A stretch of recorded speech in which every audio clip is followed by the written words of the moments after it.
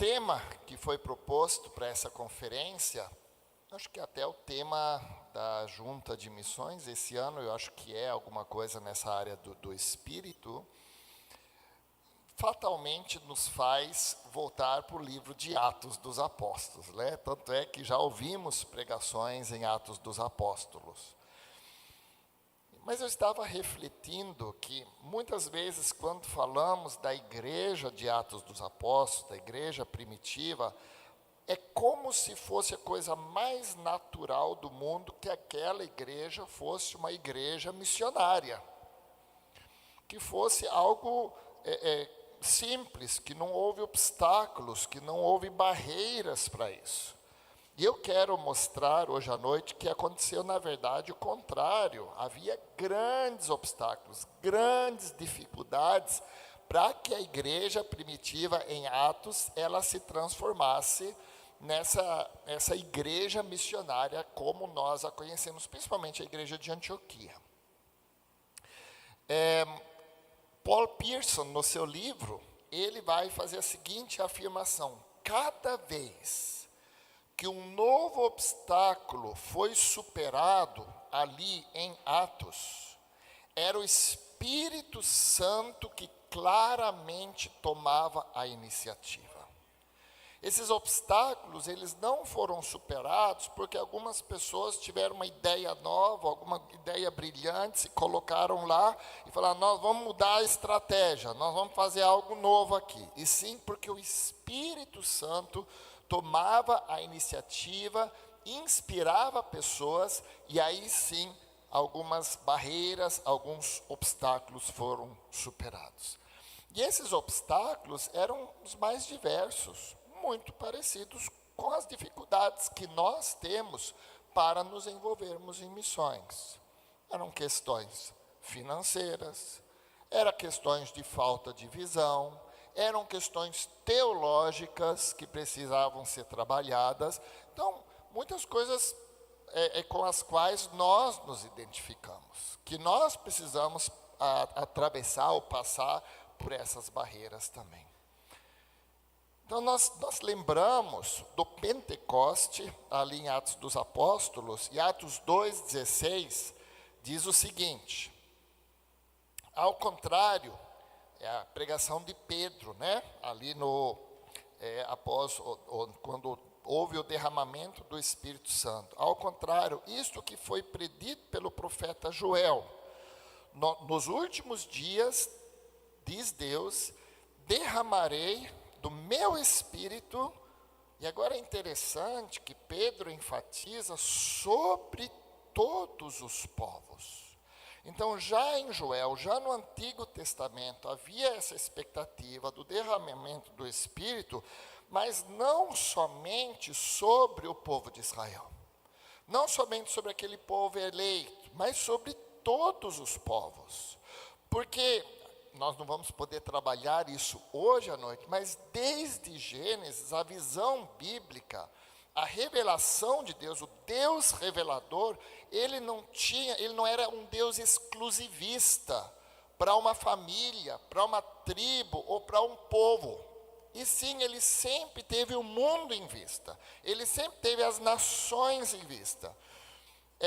Se nós olhássemos, por exemplo, os Salmos, nos Salmos é muito claro isso, que Deus seria louvado, glorificado por todos os povos da terra. Então, essa expectativa universal, ela já existia no Antigo Testamento. E por isso, não é de estranhar que o profeta Joel, na sua profecia, diz: derramarei do meu Espírito sobre todos os povos, não é somente sobre o povo de Israel. Qual era a intenção de Deus? Deus, ele queria construir, habitar no meio de todos os povos. Só que o templo agora não é mais aquele templo itinerante do Antigo Testamento, nem aquele templo fixo do Novo Testamento, aquela construção majestosa de Israel. E sim, quem é o templo do Espírito Santo no Novo Testamento? São as pessoas, nós, os cristãos. Portanto, se Deus quer ter uma habitação entre todos os povos da terra, isso significa que todas as pessoas que seguem a Cristo são templo do Espírito Santo, portanto, precisaria haver cristãos entre todos os povos. E o objetivo desse novo templo, desse templo itinerante entre todos os povos, é justamente espelhar e espalhar a glória de Deus por toda a terra. Isso é missões. Exatamente isso é missões. Portanto, vamos refletir um pouquinho quais foram essas barreiras centrais que precisaram ser ultrapassadas para que isso se transformasse numa realidade, de que discípulos de Cristo se espalhassem por todos os povos, espelhando e espalhando a glória de Deus. Volto a dizer, isso não foi algo natural, isso não foi uma estratégia de Paulo ou de algum discípulo, isso exigiu a intervenção mais de uma vez massiva do poder do Espírito Santo. Da mesma forma como nós, como igreja, hoje também precisamos da intervenção massiva do Espírito Santo, para nos tirar da nossa conformidade e nós nos envolvermos nesta missão de espelhar e espalhar a glória de Deus por toda a terra. O texto mais conhecido é o mandato missionário de Atos. Todos nós conhecemos ele na ponta da língua. Ele já fala um pouquinho sobre esse receberão poder, quando o Espírito Santo descer sobre vocês. Esse texto já deixa bem claro, esse poder você só tem quando o Espírito Santo desce sobre vocês. E serão minhas testemunhas, tanto em Jerusalém, como em toda a Judéia, Samaria e até os confins da terra. Hoje em dia, infelizmente, esse texto, existem 3 erros centrais que muitos pastores e até em alguns livros nós encontramos, e são interpretações, são exegeses bastante perigosas em relação ao texto. Um grande erro que é colocado, que é ensinado, é que missão precisa acontecer primeiro aonde? Primeiro aonde? Em Jerusalém. Só depois que alcançar toda Jerusalém, que eu vou me envolver então na Samaria, Judéia, e depois até os confins da terra. Esse é um erro exegético, mas eu ouço isso quase que diariamente no seminário, entre pastores, essa visão. Nós, como igreja, precisamos primeiro alcançar João Pessoa toda, antes de pensar de nos envolver na missão na França. Aqui ainda tem gente que precisa ser alcançada, para que eu vou mandar dinheiro e gente lá para a França? Ou lá para o Senegal? Ou para a Jordânia? Ou para qualquer outro lugar? Por quê? Normalmente, a base que é citada é porque Jesus disse lá em Atos 1:8, vocês serão minhas testemunhas, e aí o pessoal cita errado. Primeiro em Jerusalém, depois na Judéia e Samaria, e aí aos confins da terra. Mas é isso que está escrito nesse texto, vamos ler junto? Mas receberão poder quando o Espírito Santo descer sobre vocês, e agora vocês leem, e serão...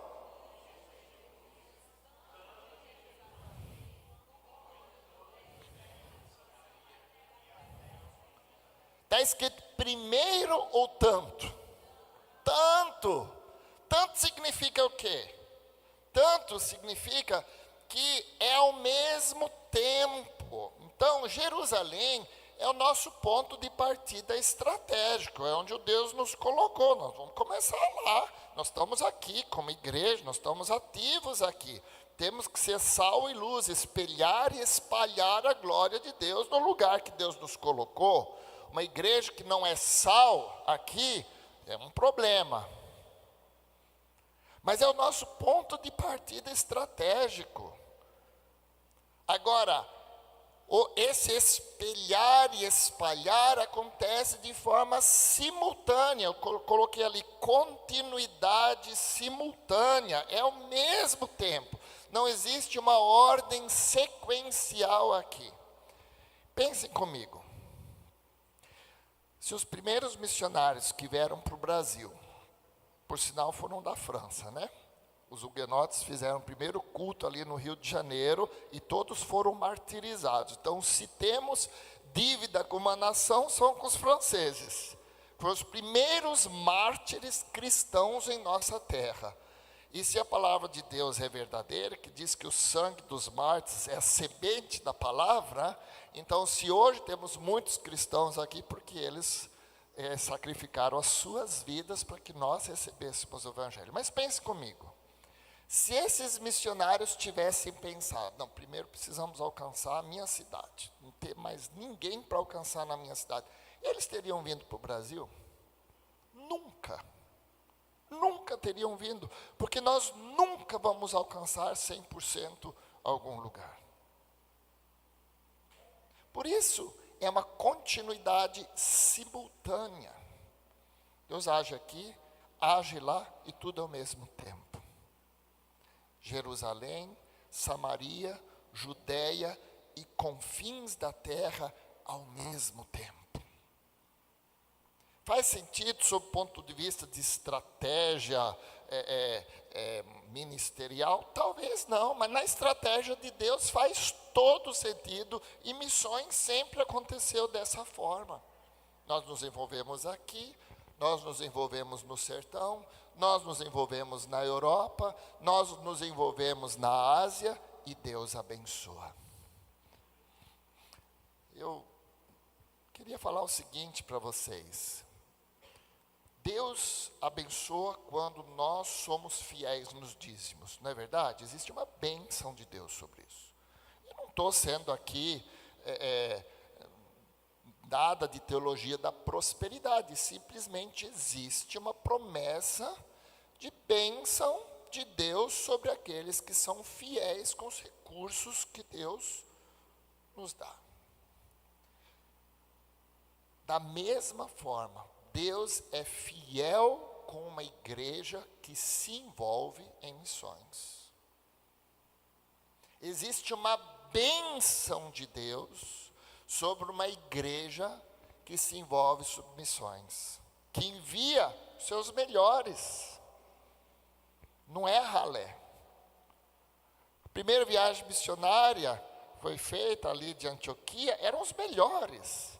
Era o pastor titular da igreja, Barnabé, e foi o mestre, o professor, o diretor do seminário de Antioquia, que era Paulo. Foram esses que foram mandados. E Deus abençoou essa igreja. Deus trouxe outros líderes que ocupassem esse lugar. E é interessante que a visão bíblica sempre é uma visão étnica. Ela sempre busca todos os povos, todas as etnias, representantes de todas as tribos, povos e nações. Nós temos que parar de ter uma visão apenas de distância geográfica ou de bandeira denominacional. Meus amados irmãos, lá no céu, ninguém vai perguntar carteirinha de qual igreja é a tua.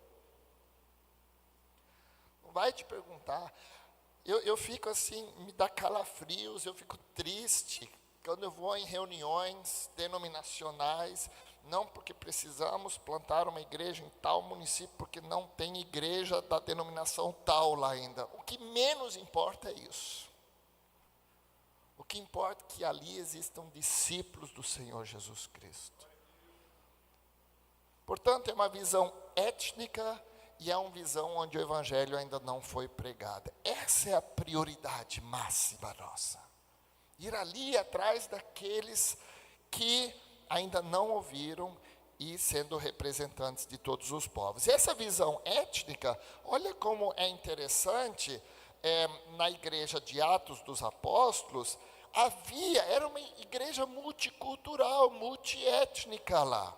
Lá diz que havia em Jerusalém judeus tementes a Deus, vindo de todas as nações do mundo, diz o texto. Aí você fala, como assim todas as nações do mundo? Bem, era do mundo conhecido da época, da região onde eles estavam inseridos. E aí vai dizer, partos. E aí eu coloquei no mapa, onde são esses lugares todos. Partos, os medas. Vamos ver se eu consigo mostrar aqui para vocês. Aqui, nós temos os medas, os elamitas, os partos, representantes de Cirene, de Creta, os cretenses, do Egito, aqui da Arábia, Pontos, Capadócia, de Roma. Então, representantes de todas as nações conhecidas na época estavam ali naquela igreja. Fico imaginando, já pensou? Aqui, Igreja Batista Farol, teria assim, venezuelanos, bolivianos, paraguaios, aí teria americanos, franceses, aí de repente os guineenses, alguém da Ásia, japoneses e assim por diante. Essa é a igreja de Antioquia. Era uma igreja multiétnica, uma igreja com representantes de todos os povos conhecidos. E é interessante que mesmo nesta igreja, haviam barreiras, não era tão fácil para que esse evangelho superasse essas barreiras, para que ele fosse ativamente pregado para outros povos.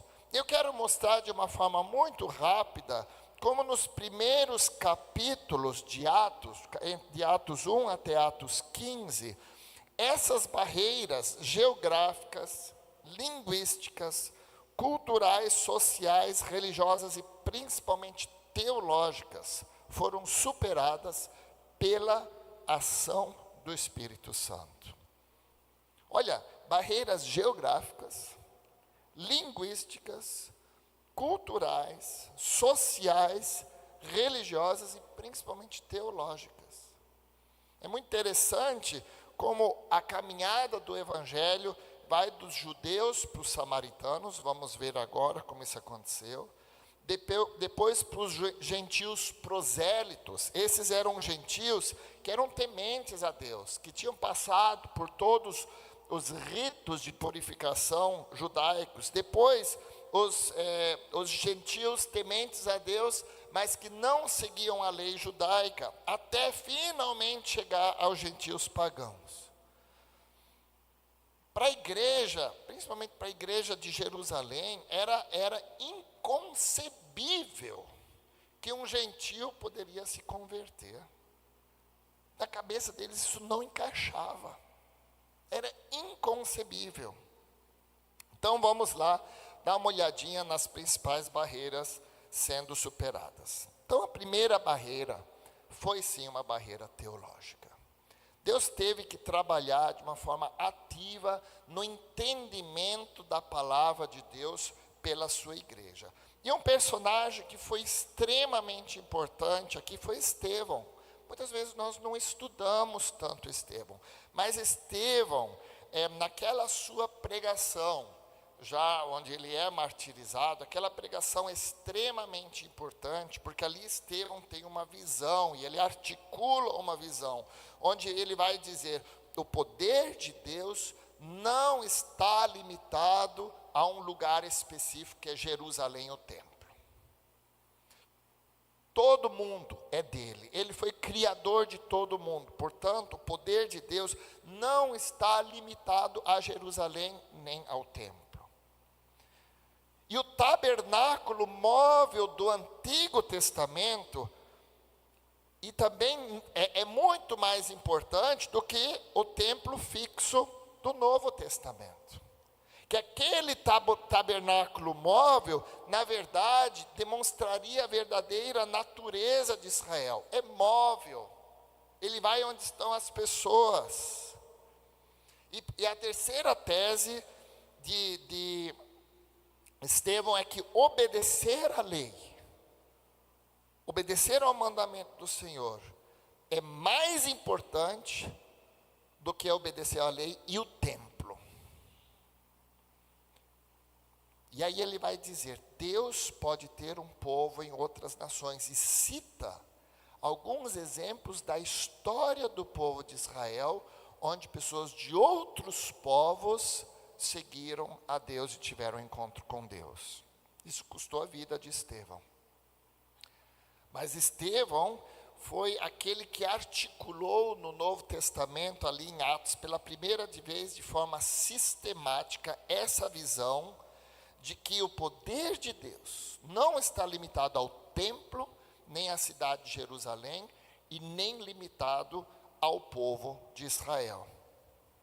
Estevão compreendeu de uma forma ímpar a universalidade do Evangelho. O Evangelho é para todos, não é somente para judeus. O Evangelho é para todos, para todas as criaturas, para judeu, para africano, para asiático, para todas as tribos e nações. E o seu martírio foi a chave para a expansão da igreja. O seu martírio que deu início a uma grande ofensiva que vai culminar na plantação da igreja de Antioquia. Esse homem teve uma visão dada por Deus para ele, por meio de uma revelação que ele teve uma visão, onde Deus mostrou para ele, esse evangelho que você recebeu, vale para todos os povos, não está limitado somente para o teu templo, para a tua cidade. Ele pagou com a sua vida por isso, mas isso foi a chave para a expansão do evangelho. Meu irmão, nós precisamos pessoas nas nossas igrejas que tenham a coragem de um Estevão, de ter essa visão de que o evangelho não é para essas quatro paredes aqui. Nós não somos crentes para estar aqui, gente. Nós somos crentes, Deus se revelou a nós para nós sairmos pelo mundo pregando o evangelho. Isso aqui é quartel-general. Aqui nós somos preparados para sair. Aqui nós somos alimentados para ir. Pedro pagou caro por isso, por esta visão. Depois de Pedro, nós temos um segundo personagem muito importante, que é o Filipe. Filipe, ele era menos teólogo de Estevão. Filipe era o camarada da ação, era o evangelista. O coração dele pulsava por gente, ele não estava preocupado que gente que era. Ele queria falar do amor de Deus. E o Espírito Santo impulsionou Filipe 2 vezes. Uma vez impulsionou Filipe para ir lá nos samaritanos, daquele povo odiado, daquela gente que eles não suportavam, aqueles traidores que eles não gostavam. E Filipe foi. E o texto bíblico diz que ele obteve grande sucesso no evangelismo dos samaritanos. Muitos se converteram. E numa segunda vez, e aí ele batiza eles, e olha que coisa impressionante, o Espírito Santo desce sobre eles.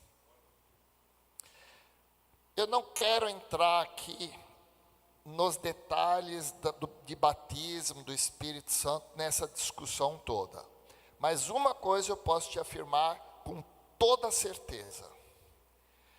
Todas as vezes que uma barreira cultural importante foi ultrapassado no livro de Atos pelo Evangelho, houve uma manifestação sobrenatural do Espírito de Deus, dizendo, esses são meus. A primeira vez aconteceu aqui, com os samaritanos. Era uma barreira, e Deus precisou selar, de forma visível, meu. É isso mesmo, esse é meu projeto. E depois, esse mesmo Filipe, é orientado pelo Espírito Santo para pregar o evangelho a um etíope. A um etíope. Mas o etíope não era judeu, era um negro da Etiópia, um africano. E Filipe foi. E Filipe pregou. E esse etíope, que era alguém que foi ao templo, portanto, ele não era judeu, mas ele queria seguir a Deus, ele tinha uma relação com Deus. Esse etíope aceitou a palavra. E é impressionante, porque esse Filipe não pensou duas vezes. Aquilo que não era permitido na igreja naquela época, ele fez sem pestanejar. Quando ele viu lá uma poça de água, um lago, não sei o tamanho que era esse lago, se Filipe era batista ou presbiteriano, não sei. Mas eu sei que o etíope desceu ali da carruagem e Filipe fez o impensável. Ele batizou um gentio. Ele batizou um gentio. Às vezes nós precisamos pessoas que tenham a coragem de agir. Existem barreiras, costumes, estamos dentro dos nossos comodismos. Às vezes a gente precisa de Filipes. Eles não estão nem aí para as convenções. Eu não estou dizendo para a palavra, mas eu digo para as convenções, para os costumes, e vão, e são obedientes à palavra de Deus. Filipe era um camarada assim. Ele foi nos samaritanos, ele foi no etíope, e a palavra diz que teve grande sucesso com eles. As suas ações evangelísticas quebraram as primeiras barreiras culturais e geográficas que as igrejas tradicionais de Jerusalém ainda tinham. Mas ainda era inimaginável que alguém que não guardasse a lei, que não se tornasse um judeu, pudesse ser aceito no povo de Deus. Continuava essa barreira. E aí surgiu um outro personagem. Um personagem bastante conhecido. O personagem se chama Paulo. E Paulo, ele não era tão visionário como Estevão. E Paulo não era somente da ação, tão ativo como Filipe. Sim, o Paulo era uma pessoa extremamente bem preparado, teologicamente. Paulo era uma pessoa de Tarsus. Tarsus é uma cidade universitária, era uma base de uma legião romana. Ele recebeu uma boa formação.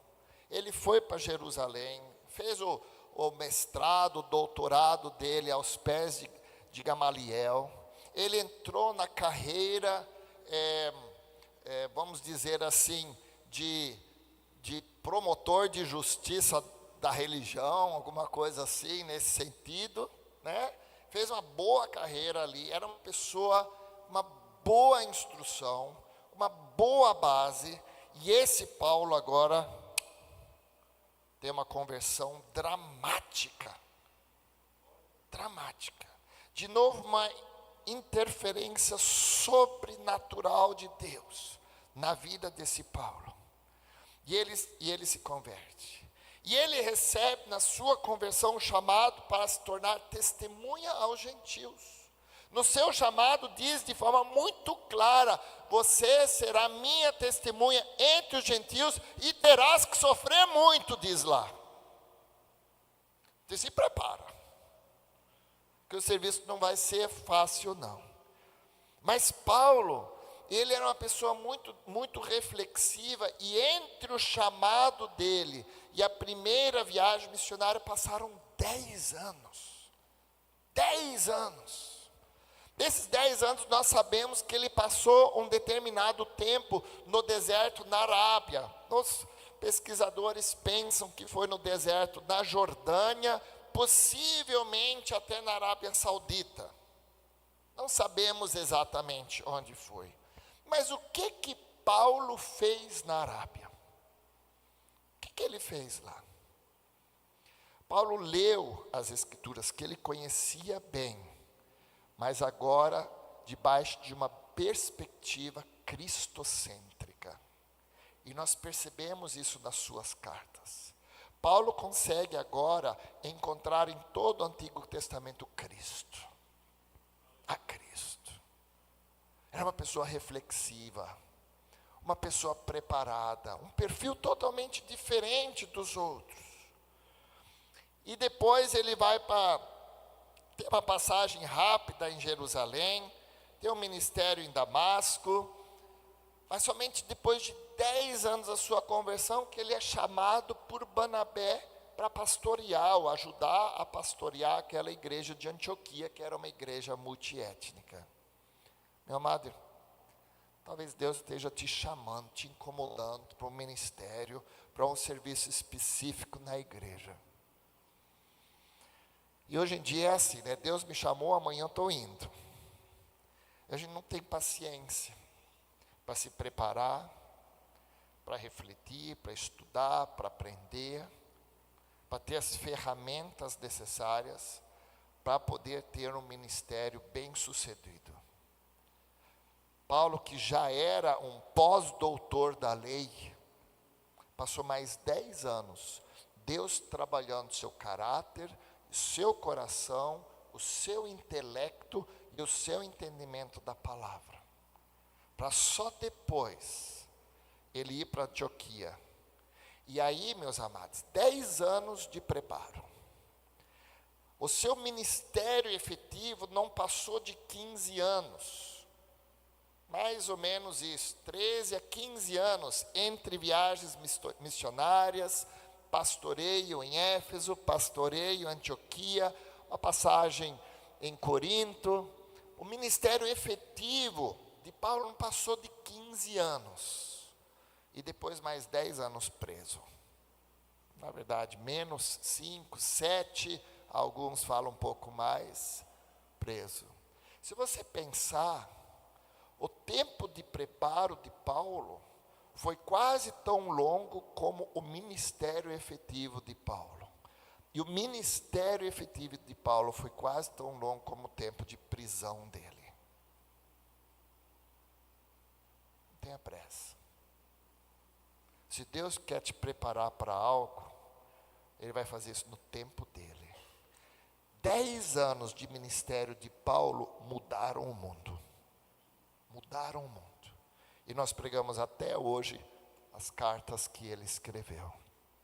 Esse Paulo precisou de um Barnabé na vida dele. Paulo não era bem visto entre os outros apóstolos. Ele era visto com desconfiança, era perseguidor, não fez parte do círculo dos seguidores de Jesus de primeira hora. Ele tinha muita desconfiança sobre ele. Mas ele precisou de um Barnabé, que foi mandado pela igreja de Jerusalém para Antioquia, como interventor daquela igreja. Vai botar jeito lá, eles estão lá com umas teologias meio esquisitas, estão querendo pregar para gentil. Vai lá, Barnabé, bota ordem na casa. E esse Barnabé, cheio do Espírito, diz a palavra de Deus, ele percebeu que a mão de Deus estava agindo ali. Ele chama Paulo, ele dá costas quentes para Paulo, fala: ó, eu estou contigo. Às vezes nós precisamos de Barnabés na nossa vida. Às vezes nós precisamos de homens que apostam na gente. Homens de Deus. Eu não estou falando de se apostar humano, não. Eu estou falando daquele homem de Deus que olha para um jovem e fala: eu vejo a vocação de Deus na tua vida. Eu vejo que Deus tem algo especial para você. Vamos caminhar junto? Vamos comer 1 quilo de sal junto? Aqui fala assim, né? Às vezes nós precisamos de Barnabés na nossa vida, que vão abrir as portas ministeriais. Eu tive um Barnabé assim na minha vida. Tive um Barnabé, eu morria de medo de pregar. Morria de medo de pregar. Era uma igreja grande, E esse Barnabé chegou para mim: Thomas, hoje você vai pregar, era seminarista primeiro ano. Eu tremi na base. Depois falou: não foi tão bom, mas vai pregar de novo, vai aprender. Está percebendo? A gente precisa desses homens na nossa vida. Mas precisou de mais um homem, um quarto homem. Um homem de peso do círculo íntimo dos apóstolos. Precisou do Pedrão. Aquele Pedro. Pedro precisava comprar a ideia. E Deus, por meio de uma ação sobrenatural de novo, interveio na vida de Pedro. E ele teve aquela visão, onde ele estava comendo lá camarão, lagosta, ele está comendo, só coisa boa para a gente, mas ele não podia como judeu. Acho que tinha lula lá, só esses bichinhos assim, marisco.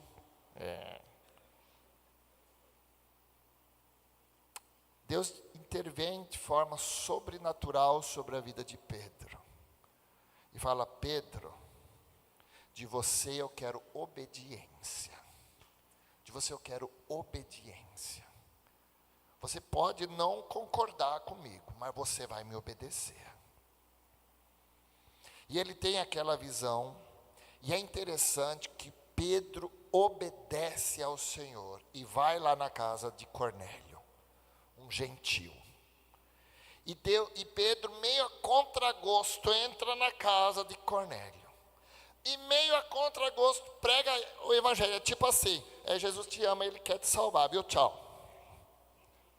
E o homem fala: não, calma aí, eu me interessei, me fala mais, deixa eu chamar meus amigos, tudo. Ele: pelo amor de Deus, o que eu estou fazendo aqui? E o texto bíblico diz o seguinte: Deus derramou o seu Espírito sobre todos aqueles que creram, e como selo de sua aprovação, de forma visível, manifestou seu Espírito sobre a vida deles. De novo, essa intervenção divina, esse selo divino.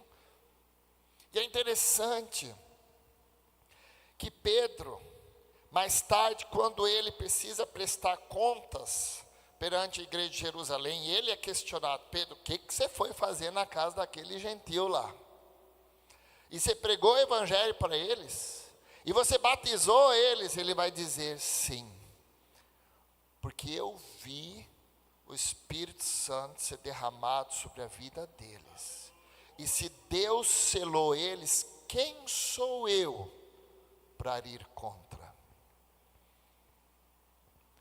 Meus amados irmãos, às vezes nós precisamos de uma pessoa como Estevão, que Deus usa para dar uma visão, para quebrar as barreiras que nós temos. Às vezes nós precisamos de um Filipe, que tenha coragem de tomar ação, de ir à frente. Às vezes nós precisamos de um Paulo, que tem poder de reflexão, de sistematização, tem o preparo teológico necessariamente para argumentar e para sustentar isso que a gente precisa para avançar na missão. E às vezes a gente precisa de um Pedro, o líder do colégio apostólico, que não tem que fazer outra coisa a não ser obedecer. Obedecer. E é interessante, da próxima página nós vamos ver Paul Pearson dizendo: o progresso na compreensão e na expansão do evangelho nunca vem sem esforço ou conflito. Meu amado irmão, se você quer implantar uma visão missionária da igreja e não tem conflito, alguma coisa está errada, está estranho. Porque o normal é ter quebra-pau. É normal, porque não é natural para nós. Agora, o avanço para os gentios não foi uma exceção na igreja primitiva. Lá aconteceu tudo isso que a gente vive. Então hoje à noite eu quero te animar. Muitas vezes eu escuto seminaristas, pessoas de igreja dizendo assim: minha igreja não tem jeito, meu pastor não tem visão, o povo lá é acomodado, ninguém se mexe. Talvez você precisa ser o Filipe da tua igreja. Talvez você tenha que ser o Estevão da tua igreja. Talvez você tenha que ser o Paulo da sua igreja. Talvez você tenha que ser o Pedro da sua igreja. Como aconteceu o avanço? Vamos rapidamente, já para o final. Como aconteceu efetivamente o avanço? Nós vamos ver então em Antioquia, essa igreja que Barnabé e Paulo estavam pastoreando. Lá diz o seguinte, Atos 11, os que tinham sido dispersos por causa da perseguição desencadeada com a morte de Estevão, chegaram até a Fenícia, até o Chipre, uma ilha no Mediterrâneo, até Antioquia, na Síria, anunciando a mensagem apenas aos judeus. Continuavam a visão muito curta.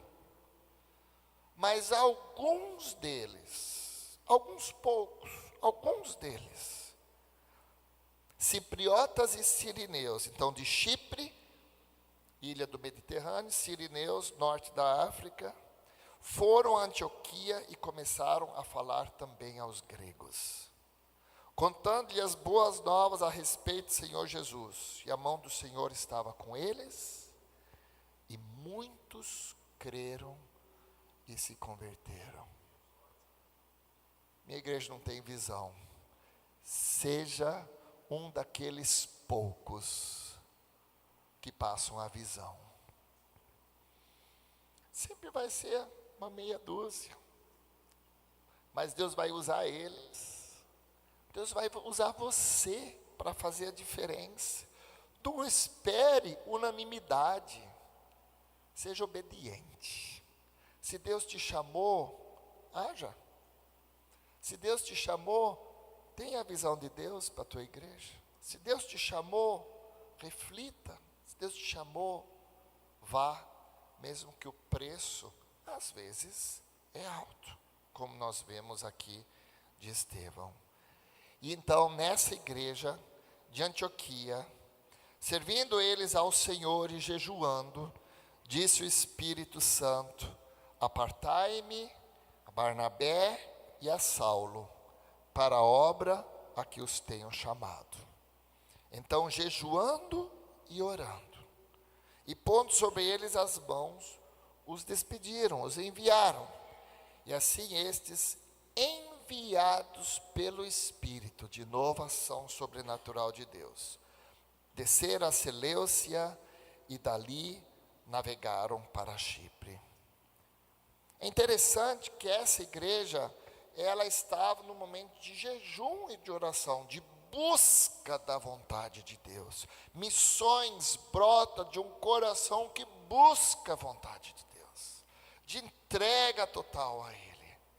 Eles jejuando e orando, pedindo que Deus lhes mostrasse quais são os próximos passos que eles deveriam tomar.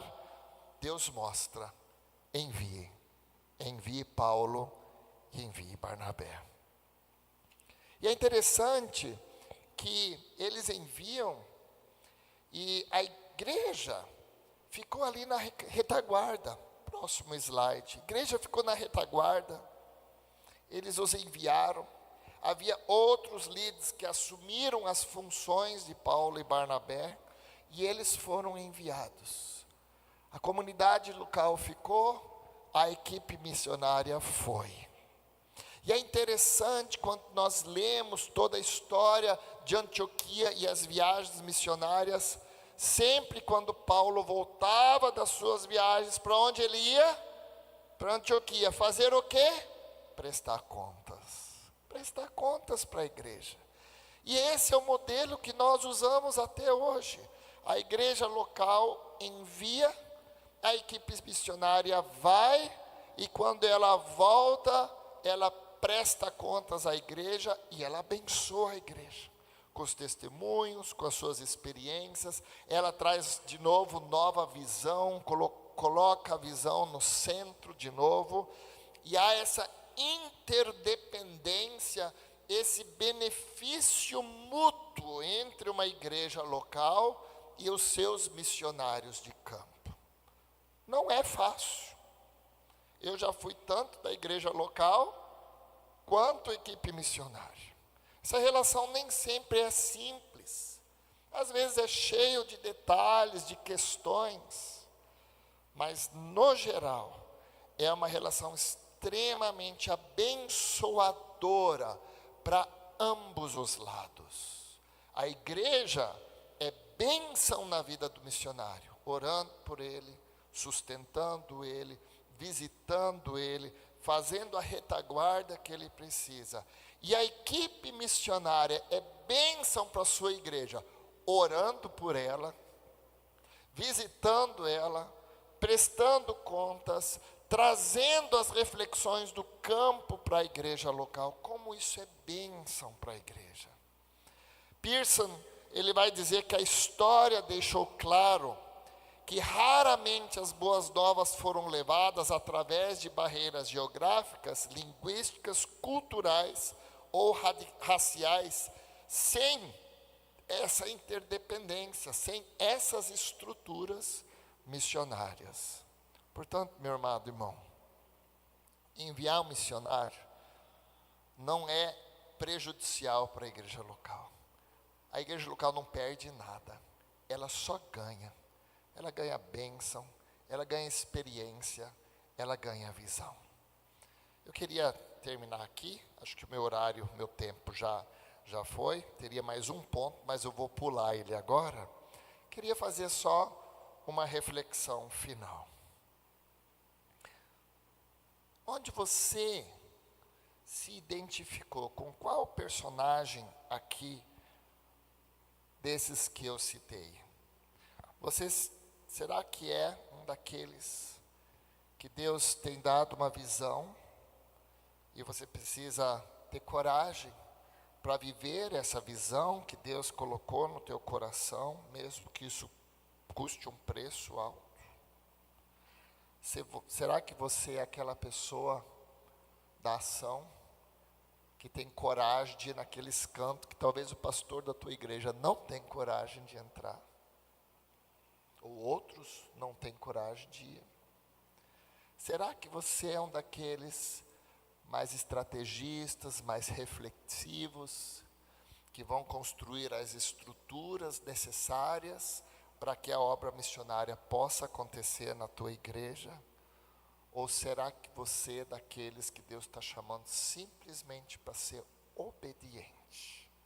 Obediente nas mais diversas áreas, para que a missão possa acontecer de uma maneira plena na sua igreja. Eu quero terminar com um testemunho pessoal meu. Quando nós trabalhávamos com moradores de rua em Belém do Pará, tínhamos um projeto grande, era bem jovem ainda, foi meu primeiro ministério, trabalhamos 7 anos lá. Nós tínhamos muitos jovens da rua, que já estavam na 2ª geração, chegamos a ter 3ª geração de morador de rua. Assim, nunca tinham comido num prato, dormido numa cama, tomado banho num chuveiro normal. Pensou? 2 gerações, 3 gerações vivendo da rua. E esses jovens, tivemos vários deles que se converteram. Não era um ministério fácil. Mas sabe o que era o mais difícil? Achar igrejas que estavam dispostas a receber eles no seio da igreja. Quantas vezes eu liguei para as igrejas e o pastor falava assim: Pastor Thomas, é muito bonito esse ministério que vocês fazem, mas a gente não está atrás de sarna para se coçar, não. Não quero problema para a minha igreja, não. Manda para outra. Às vezes, missões não é algo lá longe. Às vezes é obediência aqui perto também. A maneira como eu uso o meu dinheiro, o meu tempo, os meus dons, tudo aquilo que Deus colocou na minha vida. Missões envolve a todos nós. Missões é tema para cada um de nós. Porque Deus é um Deus missionário. Se Deus é um Deus missionário, a natureza da igreja é missionária. Portanto, também cada cristão tem que ter esse coração missionário. Mas isso só vai acontecer pela ação sobrenatural do Espírito de Deus na nossa vida. Que Deus nos abençoe.